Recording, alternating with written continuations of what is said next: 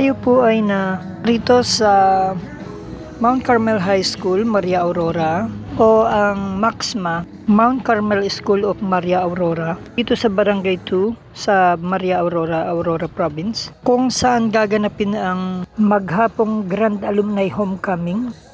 At inaasahang darating na ang mga alumni at dala ang kanilang mga sasakyan upang pasimulan ang gawain sa isang motorcade ngayong ganap na alas 9 ng umaga.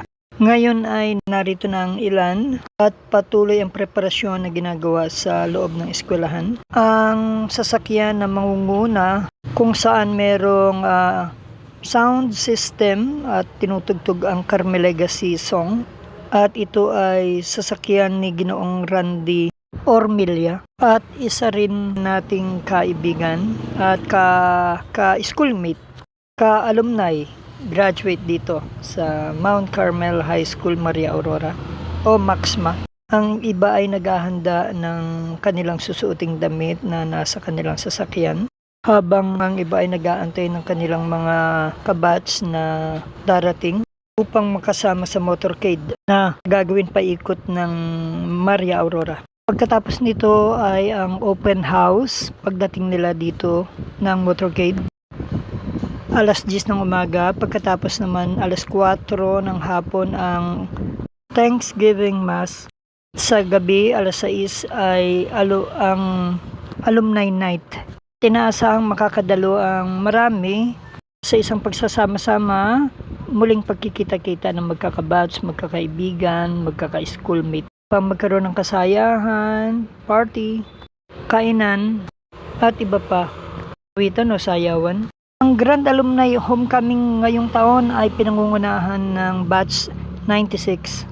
Ang tagapanguna ay si Mr. Albert Barrientos. Ang batch na ito.